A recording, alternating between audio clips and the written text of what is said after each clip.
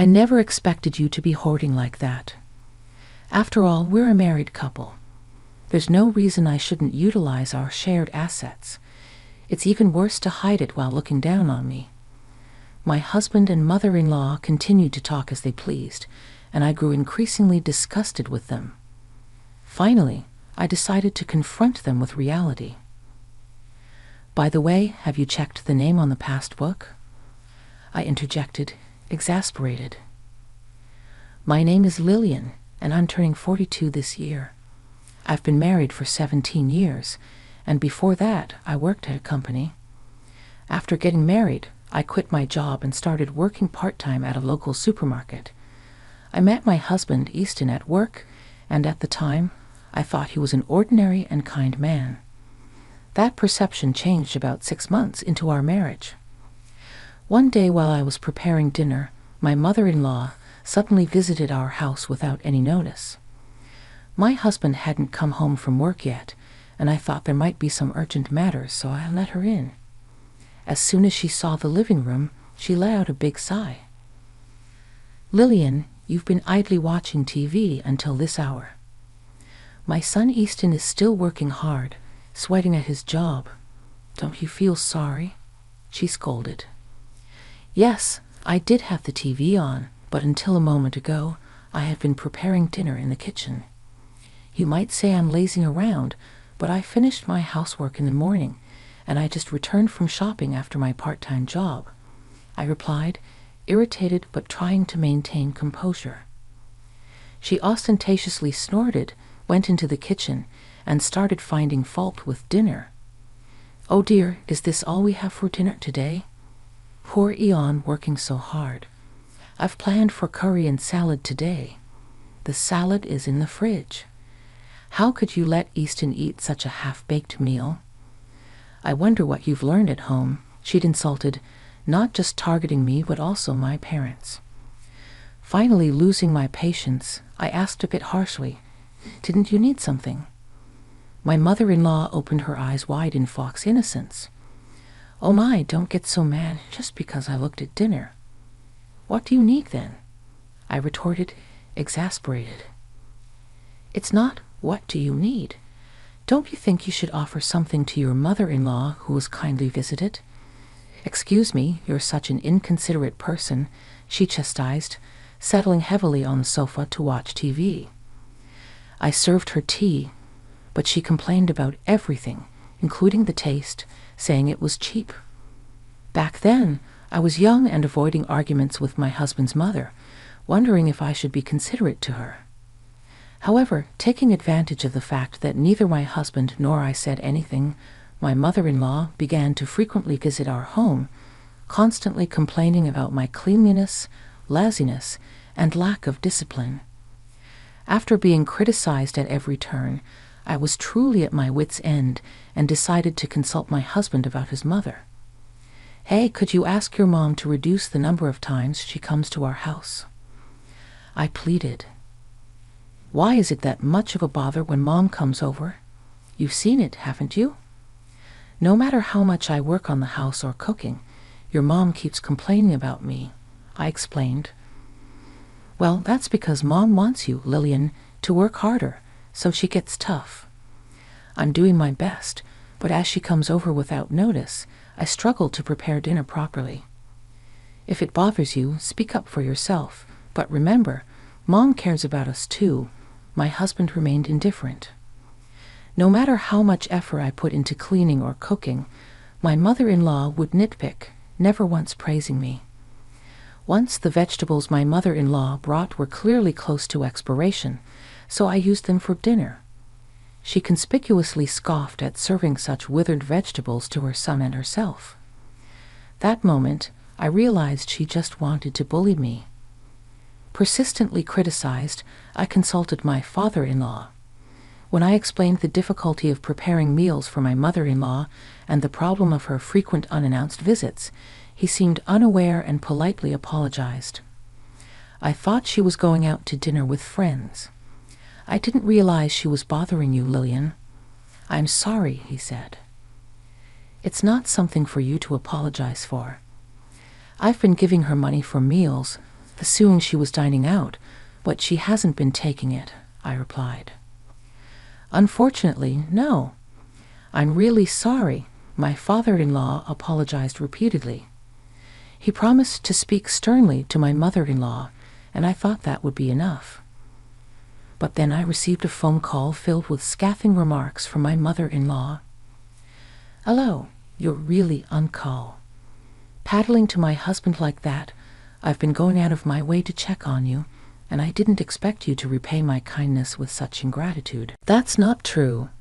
I'm not repaying kindness with ingratitude. You should be the one apologizing. It's audacious to claim your inconvenience. I'm educating you in areas where your upbringing was lacking. You should be grateful. My mother-in-law asserted, "I understand what you're saying, but it is inconvenient when you show up without notice. Shouldn't a mother need to make an appointment to visit her own son's house? My parents wouldn't do that," I countered. "How brazen you are as a daughter-in-law. You should adapt to the rules of your husband's family, no matter what," she retorted, growing increasingly heated until she was yelling so loud I couldn't understand her. And then she hung up. I suspected she called during my father-in-law's absence, so I hesitated to consult him again, fearing more of the same. Despite a slight decrease in frequency, my mother-in-law persisted in visiting our home. My husband, finding solace in complaining about work to her and receiving her sympathy, showed no signs of persuading her to stop the visits any time soon. Witnessing his attitude, my mother-in-law became even more cheerful, and they both began to blame me. "Lillian, you don't show enough respect to Mom," my husband chimed in. "That's right. Tell her more."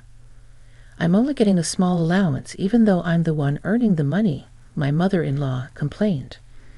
They continued to eat the meals I prepared while complaining about them, chatting and laughing in a living room I had just cleaned. When washing the dishes, my husband would demand, "At least prepare the bath," expecting me to get everything ready from bath towels to his pajamas. My mother-in-law didn't reprimand him, but instead sided with him, saying, "Poor thing, having such an inconsiderate wife." I consulted with my father-in-law again, receiving yet another profuse apology, but I was exhausted with the fact that my mother-in-law's actions remained unchanged. Days passed in the same manner until one day I noticed that a necklace handed down to me by my own mother was missing. When I asked my husband, he claimed he didn't know and coldly dismissed me with, "You probably lost it due to your own carelessness. It was supposed to be in my drawer." The truth came out when my mother-in-law visited our home again during dinner time. Mother-in-law, that necklace," I started, but she interrupted me. "Oh dear, it's quite disgraceful to desire something someone else is wearing," she retorted, wearing the very necklace I had lost. It had a unique, unusual design with a peculiar ornament unmistakable to me. "When you accuse me of stealing from you, it not only reveals your upbringing, but also labels me a criminal," she added with a triumphant smile. Provoked beyond restraint, I reached for her necklace. My mother-in-law purposefully screamed, and just then my husband, who had returned home earlier than usual, opened the front door. Seeing me, he pushed me hard, causing me to crash into the wall and crouch down in pain. He then turned to me, accusing, just like Mom said, "You've been bullying her while I'm not here, haven't you?" "That's right, Easton. Lillian is really terrible," my mother-in-law chimed in. "I just wanted to get along," I pleaded. "No, listen, the necklace your mother is wearing is the one I said I lost." "I don't want to hear any excuses," I pleaded. "Mom, let's eat out tonight." "You better reflect on your actions," my husband declared, pulling my mother-in-law away. "Such a sweet boy Easton really is a good son," she praised, leaving with my husband. The shock of not being able to retrieve my necklace, along with the anger towards my husband for siding with my mother-in-law without even listening to me, made my pent-up frustrations explode that same day. I decided to take revenge once again. I had a talk with my father-in-law while he apologized to me. He listened attentively to my story. I discovered that he was also fed up with my mother-in-law's outrageous behavior. During this conversation, I decided to devise a plan. When my mother-in-law, as usual, came to our house without learning her lesson, flaunting the necklace and enjoying my reaction, I deliberately told her I forgot to buy something. "Could you look after the house for a bit?" Normally she would have retorted with something scathing, but this time she smiled sweetly and agreed, saying, "Of course, why don't you take your time? You're always busy with housework." "Thank you." Leaving my mother-in-law at home, I went out alone to the supermarket parking lot, holding my pounding heart, testing the malice of those close to me. If I could get definitive evidence, I could take my revenge. Yet part of me also hoped that my mother-in-law and husband would reflect on their actions and change. Exactly 30 minutes later, I returned home with shopping bags. What greeted me was my mother-in-law in the living room, messily eating dinner with my husband. "Oh, you were late, so we started without you." "Today's dinner was more plain than usual," my husband remarked. "Don't be sorry for Mom, but I asked mother-in-law to watch the house because I forgot to buy something," I interjected. "No more excuses. Be careful next time," my husband retorted, acting even more arrogant because of my mother-in-law's presence. I couldn't help but sigh. Looking at the pot with only bits of vegetables left, I felt more disgusted than angry at my husband, who didn't even think to leave some food for me. I realized there was likely no future where these two would reflect on their actions. After cleaning up dinner, I checked what happened to the trap. As expected, it seemed like the trap had been set off. Seeing it, my husband smirked, mocking me, looking uglier than ever. His triumphant smile resembled my mother-in-law's when she showed off the necklace. I couldn't help but laugh, realizing that the day of revenge came sooner than I thought. On my husband's day off, both him and my mother-in-law called me to the living room. Seeing the two of them in high spirits, I sat across from them, pretending to know nothing. "Hey, why didn't you tell us?" "What are you talking about?" I feigned innocence. "If you had that much money, you could have told us." "Now you can show filial pity to Mom too," my husband chided. "I don't understand what you're talking about," I replied, maintaining my composure. "Don't play dumb." "We're talking about your bank book," my mother-in-law interjected. "Oh," I managed to say without showing any signs of panic. They happily started laying out the estimate papers for a single-family house on the table. "Mom and Dad, you and me, we bought a new 2-family house," my husband announced. "But what do you mean? Why are you moving forward with this without me?" I questioned. "Lillian, you really do hate me, don't you? That's why you're saying you don't want to live together," my husband accused. "Hey, cut it out. You're being rude," my mother-in-law scolded him. "Who's being rude? It's far more disrespectful for you two to use my money without my permission," I retorted. "People with bad upbringing really have bad mouths," my mother-in-law snapped back. I struggled to suppress a laugh at the two of them, amazed at how terrible they truly were. I had become hardened, but my resolve to take revenge never wavered because it was these two who had melded me this way. "We found a perfect newly built property for sale, so we've already signed a contract. No matter what you say, it's too late now anyway. I didn't know you were saving up that much. Besides, we're married, so there's no reason for you to complain about using our shared property," my husband declared. "That's right. It's worse to hide it," my mother-in-law chimed in. By the way, did you check the name on the bank book?" I interrupted. The two of them froze at my words. Seeing that, I finally couldn't hold back and burst into laughter. They checked the name on the bank book and then looked at me with faces drained of blood. "What the hell is this? It's exactly what you're seeing. Why is it under our person's name?" my husband exclaimed.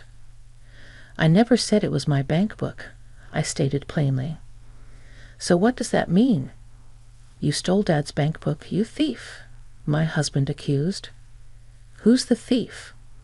You went out of your way to pry open a locked drawer and took it, but you were hiding it so carefully, I accused back.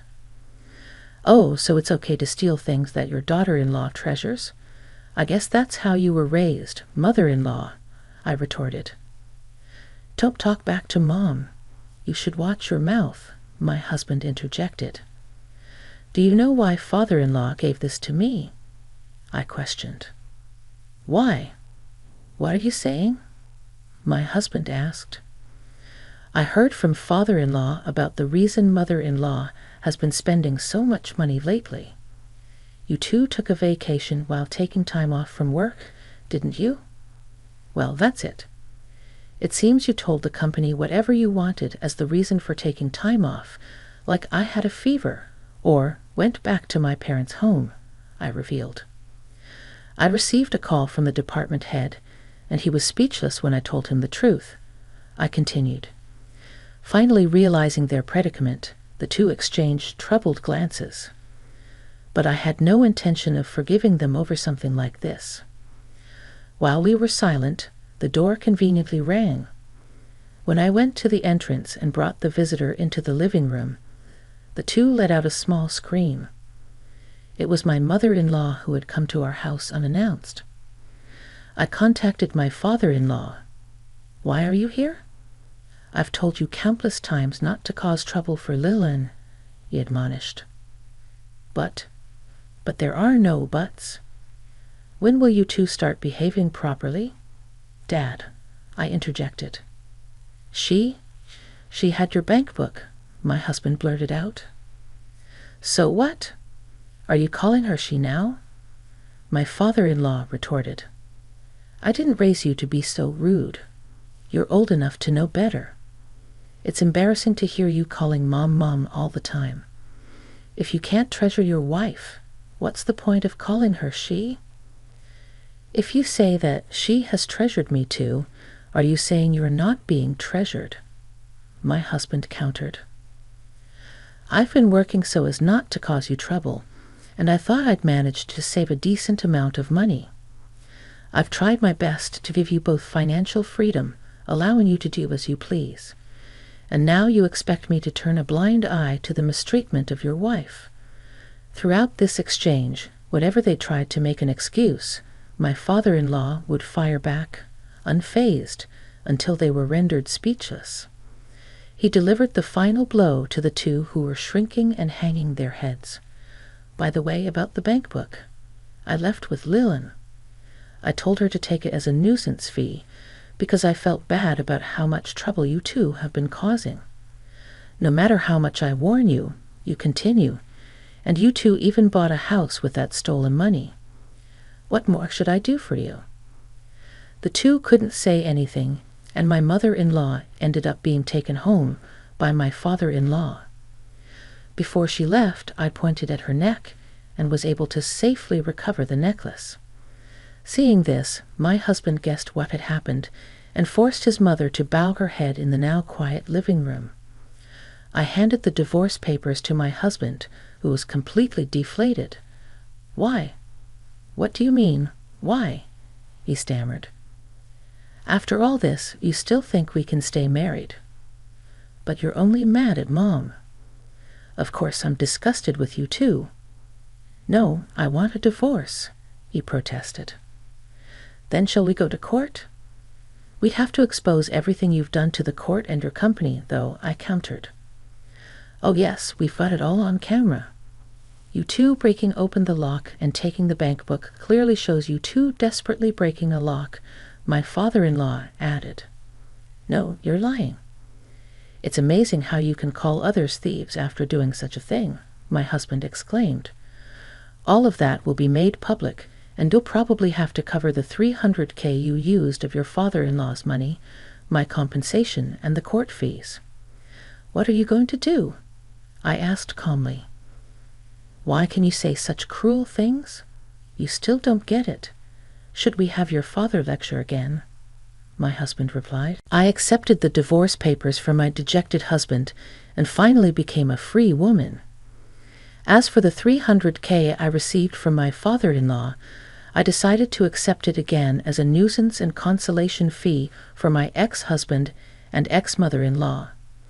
Under my father-in-law's supervision, the two of them had to work tirelessly to repay him. A total of 60 million yen later, I received an email from my ex-husband to a free email address, seemingly asking for reconciliation, but I ignored and deleted it. Thanks to being freed from my source of stress, my health has improved, and I'm spending my time freely with the money I received from my father-in-law.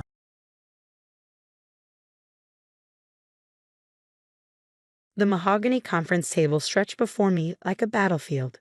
On one side sat my family, Mom, Dad, and my younger sister Claire, all draped in expensive suits that screamed old money. On the other side, I sat alone in my simple black blazer from Target, feeling every bit the outsider they had always treated me as. Just sign the papers, Margaret, Dad said, sliding the stack of documents across the polished surface. His voice was firm, final. It's for the best. Claire has the business degree. She knows how to run grandfather's company. I stared at the inheritance transfer papers, my grandfather's final gift to me, a 51% controlling stake in Montgomery Technologies, worth over $200 million. His will had shocked everyone by naming me, not Claire, as his successor. He had passed 3 months ago, and they had spent every moment since trying to undo his decision. I earned my engineering degree while working full-time, I said quietly, my fingers tightening around the edge of the table. I understand the technical side of our products better than anyone. Mom let out a small, disdainful sigh, flicking a perfectly manicured hand. Please, Margaret. Working as a waitress and taking online courses hardly compares to Claire's MBA from Harvard. Don't embarrass yourself. Claire smirked, adjusting her car year watch. Don't worry, sis. You can stay in R&D. Someone has to do the grunt work. 10 years of their belittling flashed through my mind. Claire attending private schools while I was sent to public ones, family vacations I wasn't invited to because I was too busy working, their refusal to help with my college expenses while Claire had a free ride. But grandfather had seen something in me they never had. During his final months, we spent hours discussing his vision for the company's future. You have the heart of an innovator, Margaret, he had told me. Claire sees dollar signs. You see possibilities. And now they wanted me to throw that all away, to sign over my birthright to the sister who had never worked a day in her life. If you sign now, we'll offer you a generous severance package, Dad added smoothly. Enough to start fresh somewhere else. It's more than fair. I touched the small key pendant hanging around my neck, grandfather's last gift to me. My fingers curled around it like a lifeline. What about the CEO interview? I asked. Shouldn't we wait until? The board already approved Claire. Mom cut in, her tone clipped. This is just a formality. Sign the papers, Margaret. Don't make this difficult. I reached for the pen. Claire's eyes gleamed with triumph. Then I remembered grandfather's words. When the time comes, trust your instincts. You're stronger than you know. I set the pen down. No. The room fell silent. Dad's expression darkened. Excuse me? I said no. I pushed my chair back and stood, my pulse steadying with resolve. I'm not signing anything. Grandfather chose me for a reason. Claire's perfect red lips twisted into a sneer. You really think you can run this company? You'll drive it into the ground in months. Face it, Margaret. You're not qualified. You're not good enough. You never have been. That's enough. A commanding voice rang out from the doorway. We all turned as James Morrison, grandfather's longtime attorney, entered, accompanied by a poised woman in an impeccably tailored suit. Everyone, James announced, I'd like to introduce Catherine Chen, CEO of Chen Tech Industries and your grandfather's chosen mentor for the new CEO of Montgomery Technologies. My family went pale as Catherine strode forward, hand extended toward me. Margaret. She smiled warmly. Your grandfather spoke so highly of you. I've reviewed your product development proposals. Brilliant work. I look forward to helping you take this company into the future. Dad sputtered, his face turning red. This is absurd. She can't possibly. Actually, Mr. Morrison stepped forward, his voice calm but firm. She can, and she will. He pulled a folder from his briefcase, along with a USB drive. Your father left very specific instructions. He asked me to play this for everyone once the inevitable attempt to force Margaret out was complete. My heart stopped. Grandfather had known. He had always known. The conference room screen flickered to life, and there he was, frail but unyielding in his hospital bed, his sharp eyes burning with resolve. If you're watching the sea began, then everything has happened exactly as I predicted.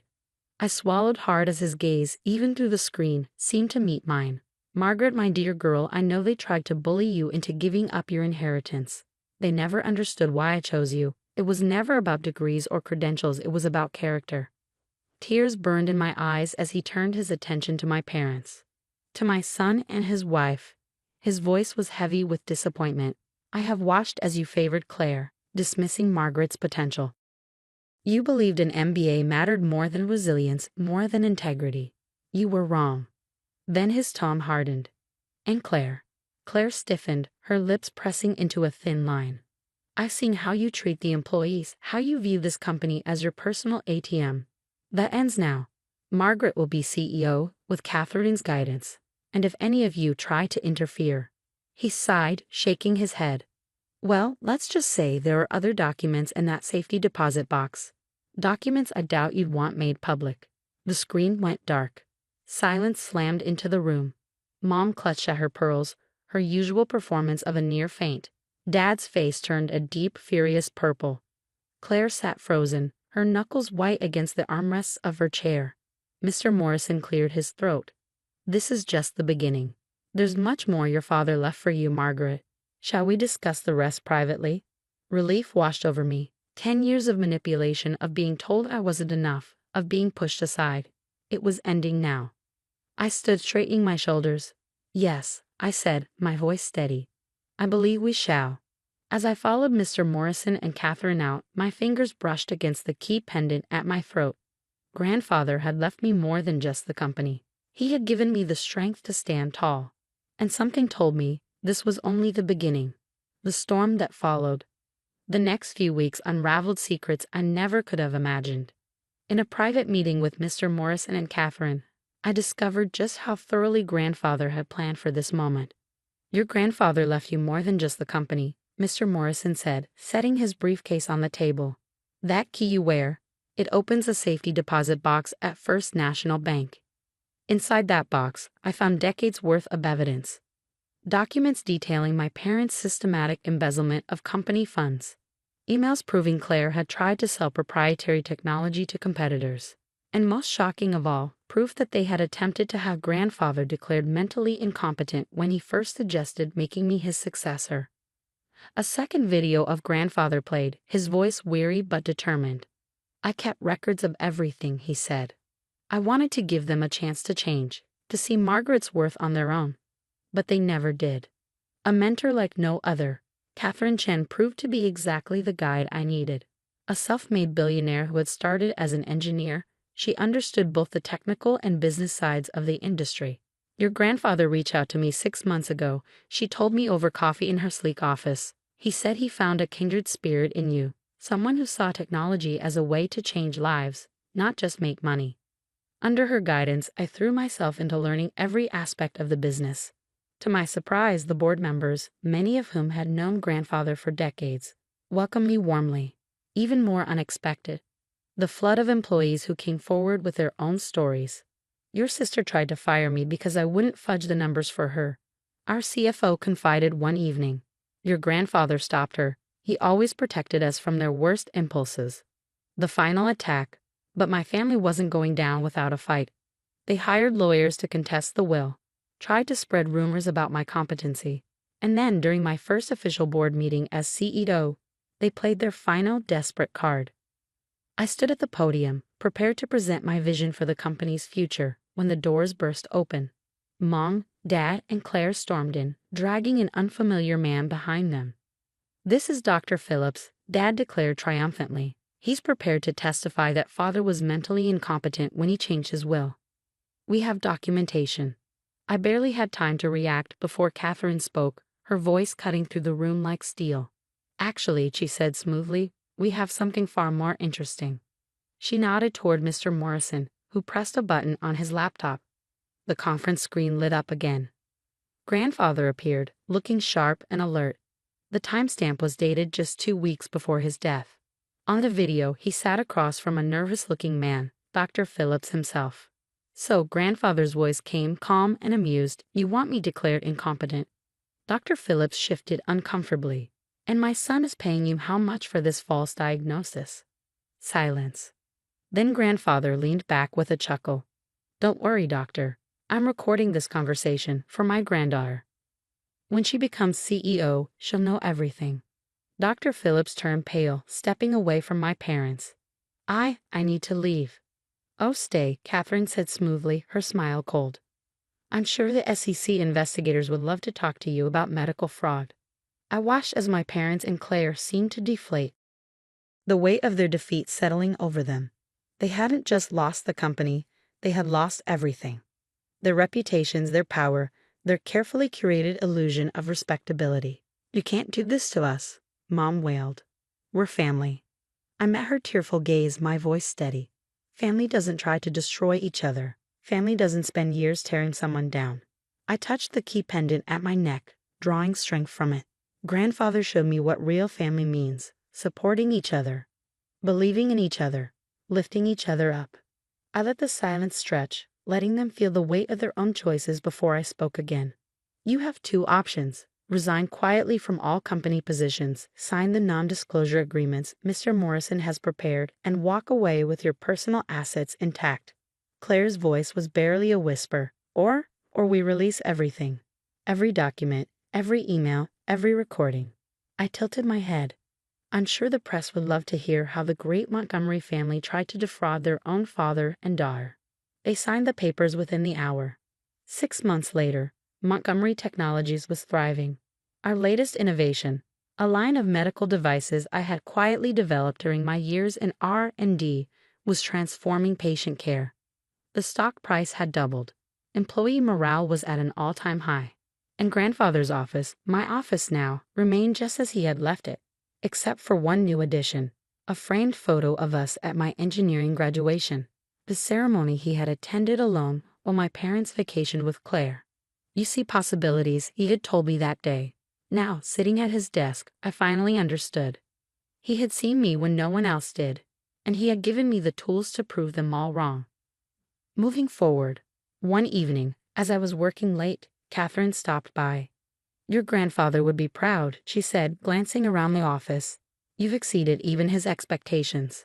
I smiled, fingers brushing the key that still hung around my neck. "I had good teachers."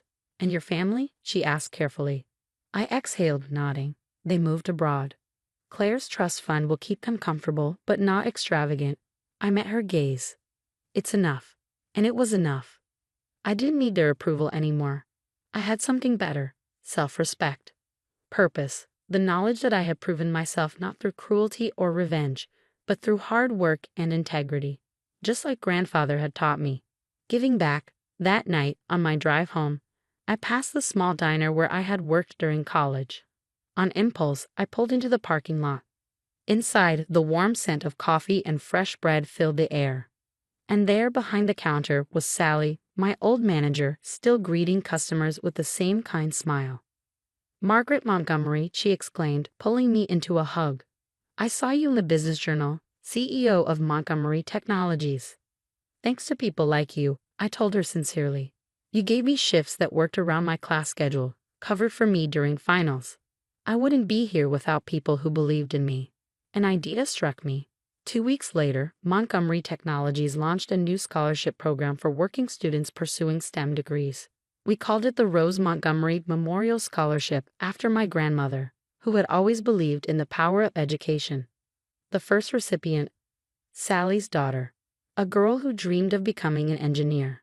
The best revenge. Sometimes the best revenge isn't revenge at all. It's living well. It's lifting others up instead of stepping on them.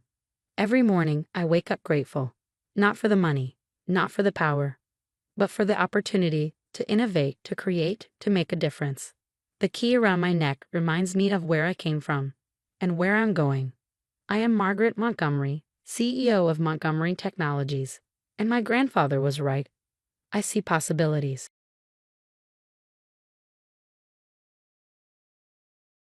Impressive work, Michael, Marcus said, scrolling through my presentation. This security system could revolutionize how we protect corporate networks. I nodded, masking my pride. 2 years of relentless work had led to this moment. Thank you, sir. The neural network's ability to detect and adapt to emerging cyber threats is entirely unique.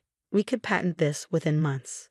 My name is Michael Chen, and at 32, I had created something that could change the cybersecurity industry forever. An artificial intelligence capable of evolving faster than any hacker, shielding networks in real time without human intervention. Marcus leaned back in his leather chair, his expression unreadable. The board meeting is next week.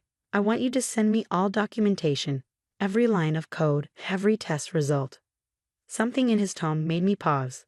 5 years at TechShield Industries had taught me to read my boss's moods. Something wasn't right. Of course, I said carefully, though I should be there to explain the technical aspects. That won't be necessary. His reply was too smooth. I understand it well enough to present it myself. Of course he did. Lately, Marcus had been taking credit for my work.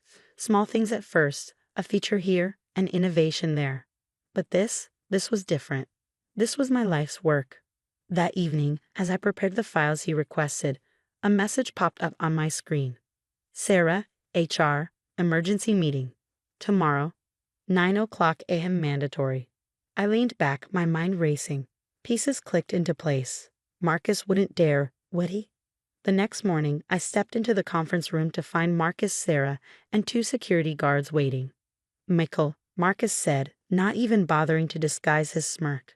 We've discovered some concerning behavior, unauthorized use of company resources, working on personal projects during company hours. I remained silent, watching him lay his trap. Furthermore, he continued, savoring every word, he violated your contract by developing competing technology while employed here. As per company policy, all your work belongs to TechShield. Effective immediately, we'll be taking control of the project. I exhaled slowly. You mean you'll be taking control? His grin widened. Pack your things. Security will escort you out.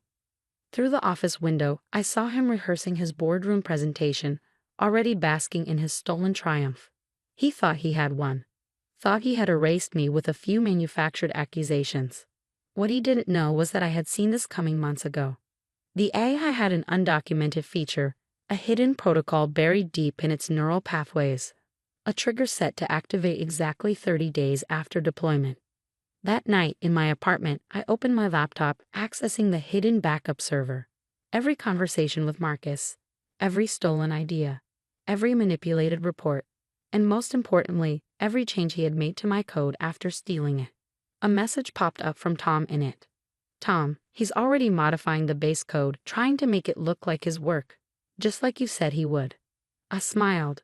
Marcus was so busy erasing my fingerprints, he didn't realize he was setting off the countdown himself. In 30 days, when the system went live for the board, it would do exactly what it was designed to do, expose every security threat to the company, including the one sitting in the CEO's office. For weeks, I watched from a distance as Marcus prepared to unveil his revolutionary AI system. Tom kept me updated on every change, every attempt to erase my name. He's completely rewriting the documentation. One of Tom's messages read, "Erasing all traces of you," but he doesn't understand half the architecture. He's making mistakes. Perfect. Every sloppy modification Marcus made only reinforced the hidden protocol I had embedded deep within the system. Like a digital immune response, it would recognize and expose any unauthorized interference, along with the one responsible. 20 days after my firing, I received an unexpected visitor. Sarah from HR stood at my apartment door, glancing over her shoulder before stepping inside. "Michael," she said, lowering her voice, "I need to tell you something about Marcus." I let her in curious. Sarah had always been his loyal enforcer. What had changed? "He's done this before." She perched on the edge of my couch, her fingers gripping a small thumb drive. At his last company, he stole a major project and fired the lead developer. The guy tried to fight back, but she hesitated. The evidence disappeared, just like your personnel files are disappearing now. I kept my face neutral. "Why are you telling me this?" Because it's wrong, she said simply, and because I found something when I was archiving your files. She handed me the drive. Original project proposals from 2 years ago. Your proposals. Timestamps, signatures, Marcus must have missed them. I turned the device over in my palm, already knowing it would fit perfectly with the evidence I had been gathering. Thank you, Sarah, but aren't you worried about your job? She straightened, smoothing her blazer. Some things are more important than jobs, Michael. Then, after a pause, she added with a small smile. Besides, I already have interviews lined up. What Marcus is doing isn't just unethical. It's illegal. After she left, I checked my hidden server. 10 days until activation. Marcus had scheduled a board presentation for exactly 30 days after my firing. He wanted to establish ownership of the project as quickly as possible. My phone buzzed. Tom again. You need to see this. He's trying to patch in new security protocols, making a mess of the core functions. I logged in remotely through a secure connection Tom had maintained. There it was, Marcus blindly tampering with the AI's fundamental architecture. Every attempt to overwrite my work created new vulnerabilities, new gaps that the system was designed to expose. 7 days before the presentation, I received an unexpected message from Marcus himself. Michael, upon review, perhaps we were hasty in terminating your position. Would you be interested in discussing a consulting role? Limited scope, of course. I smirked. He was getting nervous. Emails appeared on the screen. Marcus taking credit for my work. Messages detailing how he orchestrated my firing. The AI's voice echoed through the stunned silence of the boardroom. What you are seeing is a comprehensive security audit. My primary function is to identify and expose threats to system integrity. The most significant threat detected: systematic theft of intellectual property by Marcus Wheeler. Gasps rippled through the room. Then Sarah's documented evidence appeared. Proof of Marcus's history, how he had stolen ideas before, how he had erased others' contributions and claimed them as his own. Then came the final blow, the original project proposal sheet, saved and time-stamped with my name on it. Turn it off, Marcus shouted, jabbing frantically at the controls. But the system no longer responded to him. It had recognized him as a threat, and just like any other security risk, it had locked him out.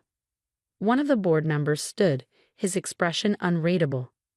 Mr. Wheeler, what is the meaning of this? It's a trick, Marcus stammered. A disgruntled ex-employee trying to. Actually, a voice interrupted from the doorway. Tom stepped into the room, holding a stack of printed documents. It's exactly what the AI was designed to do: protect intellectual property and expose security threats. Michael Chen built this system. And these, he held up the files, are the original development logs proving his ownership. The boardroom erupted into chaos. Journalists scribbled notes. Investors made frantic calls. And Marcus? He looked like a man watching his world collapse. My phone buzzed. A new message. Charles Montgomery, board chairman. Mr. Chen, would you be willing to meet to discuss your AI system? The real one, not the compromised version Mr. Wheeler attempted to present. I smiled, typing back. Of course. Though you should know, what you saw today was the real system. It protects against all security threats, including corporate espionage. By that evening, Marcus was escorted out of the building. By morning, the scandal had hit the tech blogs. AI exposes corporate theft during live demo. The headline spread like wildfire. 1 week later, I sat across from the board of directors. They listened intently as I outlined my true vision for the AI.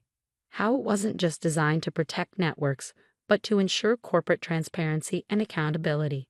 When I finished, Charles Montgomery leaned forward. We'd like to offer you a position, Mr. Chen, Chief Technology Officer, full control over your AI's development, and of course, complete patent rights under your name. I accepted, on one condition. Tom would head my development team, and Sarah would lead a new corporate ethics division. Charles smiled. Done. As for Marcus, last I heard, he was facing multiple lawsuits, not just from TechShield, but from his previous companies. The AI hadn't just exposed his theft of my work. It had revealed a pattern of deception spanning years. Sometimes revenge isn't about destruction. It's about letting the truth reveal itself at exactly the right moment.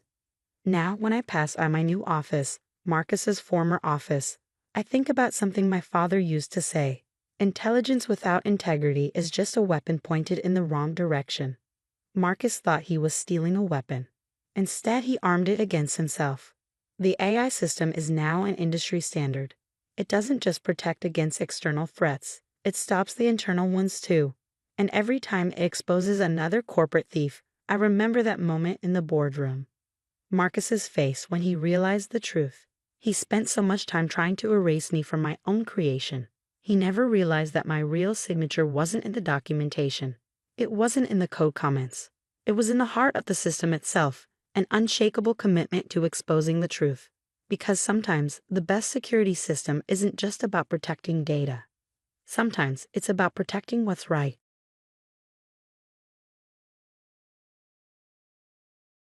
Hi, I'm Tina. Today I'm going to tell you my story. You know those moments when your entire world shatters, and the one person who should be there for you just isn't? That happened to me. Noah and I were that couple, the kind everyone envied. High school sweethearts, married young, thriving careers, and then finally, our beautiful son Jake. Look at him, Noah. He has your eyes, I whispered the day Jake was born. Noah couldn't stop smiling. And your dimples, babe, he's perfect. He held Jake like he was made of glass, as if the slightest pressure might break him. But life has a cruel way of proving just how fragile things really are. We lost Jake in a car accident when he was only 4. One moment, he was in the backseat, singing along to his favorite cartoon song. The next, I still can't talk about that day without breaking down. That's when everything changed. Noah started pulling away. He spent more and more time at his mother's house. Helen, my mother-in-law, had always had this way about her, even before the accident. But after we lost Jake, she became something else entirely. Noah, sweetie, your mother needs you right now. She's not handling Jake's passing well, she'd say, her voice laced with just the right amount of vulnerability. Mom, I'll be right there. And just like that, he'd leave. Again. One night, I tried to reach him. Noah, I need you too. We should be grieving together. He sighed, rubbing his temples. Tina, you don't understand. Mom's all alone in that big house. She keeps having these anxiety attacks about Jake.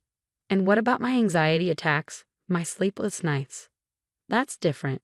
You have your friends, your sister. Mom only has me. Helen knew exactly what she was doing. I overheard her on the phone with Noah once. A mother's love is different, sweetheart. A wife can move on, find someone else. But a mother? We carry that pain forever. And the worst part, Noah believed her. Every word, every manipulation, every guilt trip. I think your mom needs grief counseling, I suggested one day. His jaw tensed. Don't start, Tina. Mom's dealing with this in her own way. She needs family, not strangers. And what about what I need? No. He grabbed his keys without looking at me. Mom's expecting me for dinner. Don't wait up. That was when my best friend, Ivy, finally said what I had been too afraid to admit. Tina, honey, when was the last time Noah spent a full day with you? I had to think about it. Actually think about it. I don't remember. And how often is he at Helen's? Every day. Sometimes he even sleeps there. Ivy reached across the table, squeezing my hand. This isn't normal, Tina. You lost Jake too. You're his wife. You should be his priority. Her words snapped something in me. For the first time since Jake's death, I saw things clearly. How Helen had worked, systematically, methodically, to pull Noah away from me. How she had weaponized grief. And how my husband had chosen his mother over his grieving wife. But the final blow came on a Sunday night. Helen had invited both of us for dinner, which was unusual. She usually only invited Noah, claiming she wasn't up for company. Noah, could you help me in the kitchen? Helen's sugary sweet voice made my skin crawl. I followed them quietly, lingering just outside the door. Honey, I'm worried about Tina, Helen whispered. She's not handling Jake's passing like a mother should. Always so composed, it's not natural. My heart stopped. Not natural. I had cried myself to sleep for months, alone, while Noah comforted his mother. Mom, Tina is just different. Everyone grieves differently. Different isn't always good, sweetie, Helen murmured. A real mother would be devastated. unable to function. Look at me, I can barely get through the day without you. But Tina, she's at work, meeting friends. It's like she's already moving on from our Jake. I waited for Noah to defend me, to tell his mother that I cried in the shower so no one would hear, that I still couldn't look at Jake's photos without breaking down, that I kept his favorite stuffed dinosaur under my pillow. But Noah said nothing. You need someone strong, Noah. Someone who can support you through this. Tina, she's just not strong enough for you. That's when I stepped into the room. Helen's false concern. Noah's guilt. The sight of them together made my stomach churn. Not strong enough. My voice was eerily calm. Let me tell you what's not strong, Helen. Manipulating your son away from his grieving wife isn't strong. Using our dead child as a weapon isn't strong. Tina. Noah took a hesitant step toward me, but I held up a hand. No, Noah, I'm done. While you've been here, playing the devoted son, I've been alone. Completely alone. Did you know I had to pack up Jake's room by myself? That I handled his preschool memorial alone? That I've been going to grief counseling alone for months? Helen clutched her chest dramatically. Noah, she's attacking me. After everything, everything. Everything, Helen. My voice didn't waver. Everything you've done to drive a wedge between us? To make sure Noah stays your little boy instead of being my husband. Later that night, I called Ivy. My hands were still shaking. He just stood there, Ivy. While his mother basically called me a bad mom because I'm trying not to fall apart completely. Oh, honey, what are you going to do? I exhaled slowly. I don't know. I can't keep living like this. It's like I lost both Jake and Noah, but Noah chose to leave. There was a pause, then Ivy's voice shifted, thoughtful.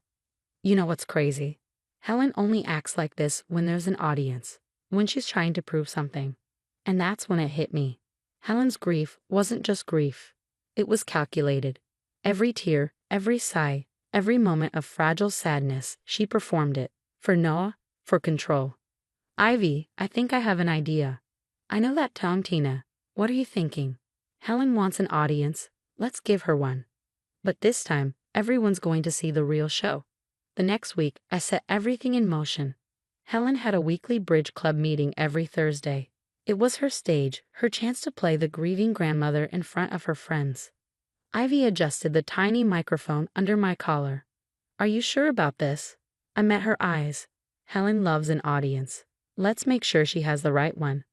That Thursday, I arrived early. Helen, Noah said you wanted to talk about Jake's memorial garden. She blinked, surprise. Oh, yes. But my bridge club. I'll be quick. Promise.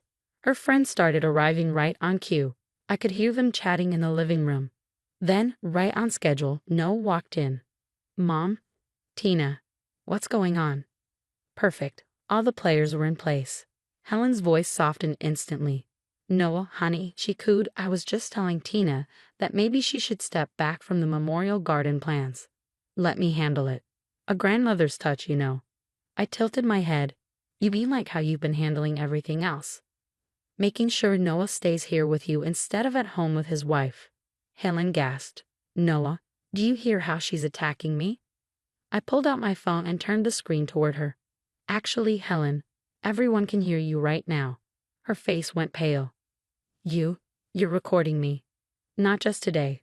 I tapped the screen, playing back weeks of conversations. Helen telling Noah I wasn't grieving properly. Helen suggesting Noah should just stay with her permanently. Helen laughing with her friends about how Tina's too weak to handle loss like a real mother. A stunned silence filled the room. Mom, Noah's voice was barely a whisper. Did you really say those things about Tina? Helen's mask cracked. I was trying to protect you. She's not good enough for you. Not strong enough. A murmur spread through the living room. Gasps. Whispers. The weight of an audience. Helen had never intended to see her like this. Noah's face went blank as reality finally hit him. Noah's voice was weak. Mom, maybe we should take a break. Just for a while. I let out a sharp, humorless laugh. A break? That's your response? After everything you just heard? Tina, please, understand, she's my mother. I shook my head, something inside me breaking for the last time. And I was your wife. Past tense, that was all I needed to hear. I reached into my purse and pulled out an envelope. I had these drawn up last week. I set the divorce papers on Helen's pristine kitchen table. Helen's lips curled into a triumphant smile, but it made me sick. Even now, she thought she had won. I turned to her, my voice steady. You can have him, Helen. Hope you're ready to take care of your baby boy forever, because that's what you've created. A man who can't be a husband because he's too busy being a son. Then I walked into the living room, facing the stunned faces of Helen's bridge club. Ladies, thank you for being here today. I'm sure many of you have children. If you ever think about destroying their marriages, just remember this moment. As I left Helen's house for the last time, the whispers began. The murmurs of disapproval. The unraveling of Helen's carefully curated image. And Noah? He was exactly where he chose to be, stuck in the web his mother had spun, with no one to blame but himself. It's amazing how fast news travels in a small community. Within weeks, Helen's reign crumbled. Did you hear? Ivy nearly vibrated with glee over coffee one morning. Helen's been redecorating Noah's old bedroom. He's still living there. Can you believe it? I could. The bridge club disbanded. The hospital volunteer committee politely distanced themselves. The country club quietly revoked her membership. Helen got exactly what she wanted, her son all to herself. And Noah? He didn't even fight for the house in the divorce. He was too busy cleaning up the wreckage of his mother's social life. 3 months after I left those papers on the table, it was final. One evening, as I tended to Jake's memorial garden, Noah appeared. Tina, I've been thinking, he started, hesitant. About everything. About what Mom did. What I let her do. I stood up, brushing dirt off my knees. You don't get to have this conversation with me now. Please just listen. I've started therapy. I'm trying to understand why I let her control everything. Why I couldn't be there for you when Jake... I cut him off. Say it, Noah, when Jake died. I say it every day in my support group, the one I found by myself while you were busy being the perfect son. Pain flickered across his face. I know I messed up, but maybe we could try again, now that I see Mom for who she really is. I looked at him, really looked at him. The man I'd loved since high school. The father of my son. The husband who had abandoned me when I needed him most. Do you want to know what I see? No. My voice was quiet, but firm. I see a man who still calls his mother Mom while talking about how she destroyed his marriage. You're not here because you changed. You're here because Helen's life is falling apart. Noah said nothing. Because he knew I was right. Last I heard, Noah was still living with Helen, working from home to take care of her. She got exactly what she wanted. And he got exactly what he deserved. Me, I'm happy, really happy. I lead grief support groups now, helping other parents navigate the impossible journey of losing a child. Jake's memorial garden blooms every spring, and I tend to it alone, by choice this time, not circumstance. Because the greatest revenge isn't making someone suffer. It's thriving despite them, while they destroy themselves with their own toxicity. And that's exactly what I did.